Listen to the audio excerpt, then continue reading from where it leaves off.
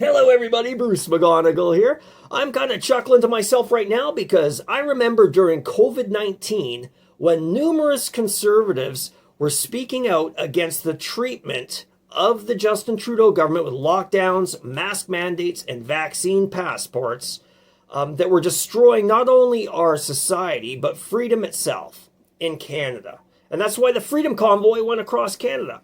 So, now that I'm holding Pierre Poilievre accountable for poor leadership on the Universal Ostrich Farm and H5N1, which is a lab-tinkered virus, okay, I'm getting flack saying I'm not being a team player because I'm saying bad stuff about Pierre. All I've been saying is, where is Pierre Poilievre, the very guy who said he wanted to mandate freedom? Here's some quick stats for you folks. Only one person in Canada and the United States of America combined has died from H5N1 since 1997. In Canada, only one person has been infected with H5N1 since 1997.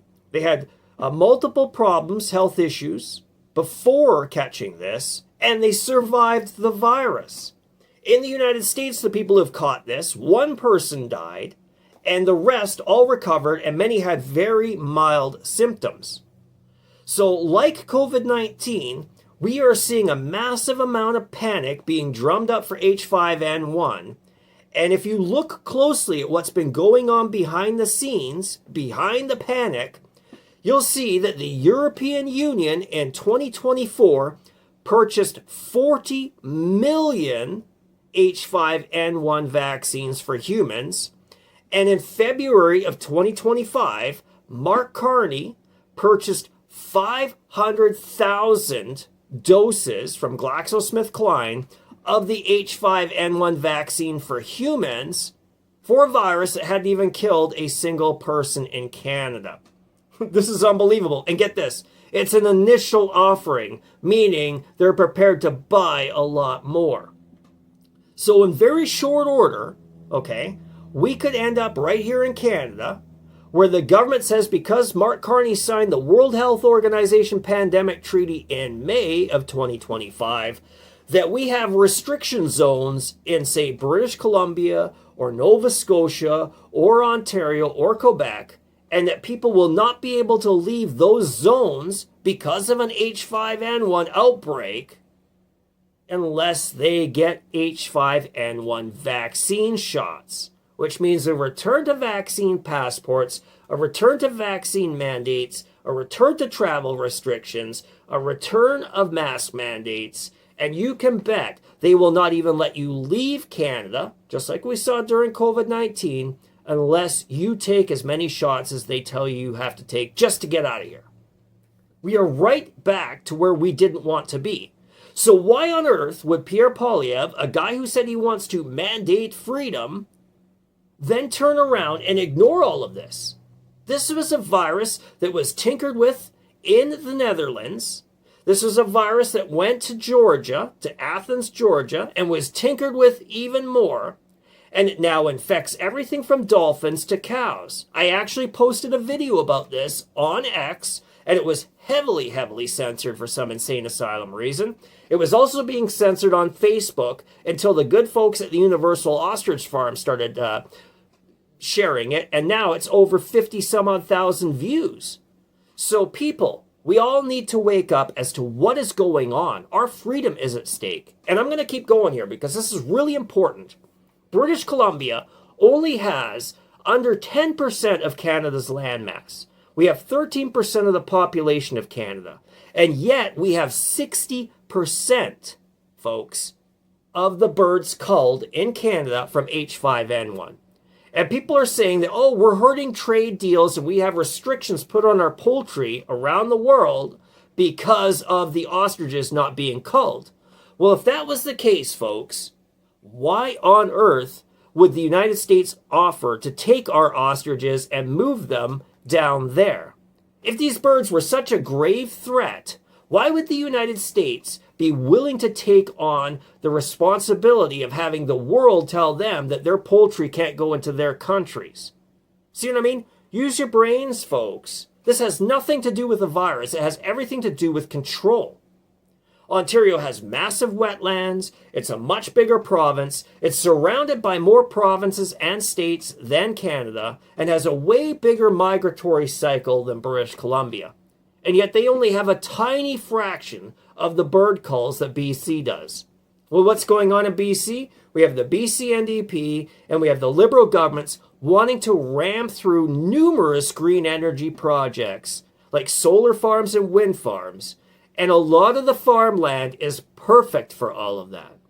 And they want to dedicate tens of billions of dollars to these projects that we know will siphon off huge sums of money and go right back into the hands of the BC NDP and the Liberals. And the worst part is they'll probably use this virus to bankrupt farmers and then sell the land to the Chinese.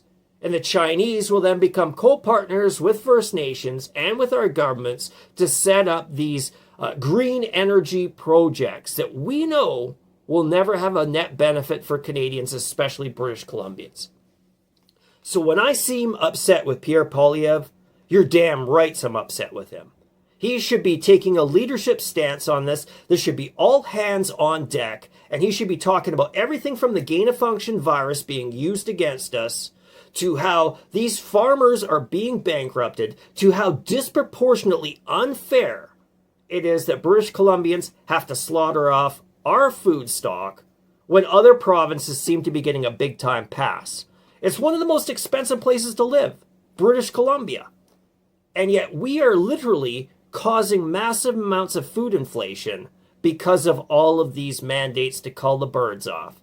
If you look at what the Canadian Food Inspection Agency is doing on the farm, I posted a video about it earlier, so if you check my timeline, look for the truck, and you will see that the Universal Ostrich Farm workers, since January, have put through a living hell of what they have to do to sanitize their work truck, farm truck, just to travel around the farm. Meanwhile, the Canadian Food Inspection Agency itself is not even following its own guidelines to deal with lethal pathogens and bird flu pathogens.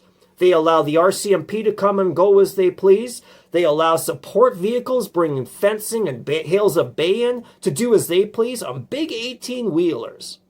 And there's even video of the Canadian Food Inspection Agency workers themselves interacting with the birds without PPE.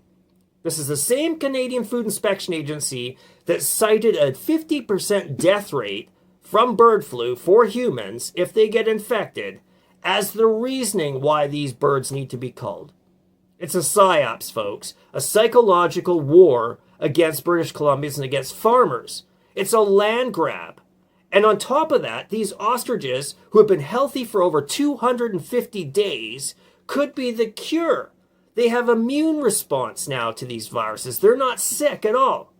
So if you cull off the ostriches that have recovered and seem perfectly healthy, you bring in new ostriches, because that's what the farm does. Well, guess what happens when the migrant birds come back into Canada and British Columbia? They will reinfect those new birds that don't have any immunity at all. And then this Canadian Food Inspection Agency will be right back there saying those birds have to be culled. These ostriches live upwards of 70 years, folks. They're not in the food supply. They're not used for meat. They're being used for research. And the farmers love and adore the animals. Many of these birds are over 35 years old, meaning they've been taken care of for a very long time.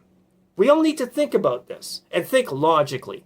Getting mad at me for pointing out that Pierre Poilievre's leadership is ultra weak on this issue, when it was Pierre Poilievre himself who said he wanted to mandate freedom during COVID-19, just shows how weak people are on this issue.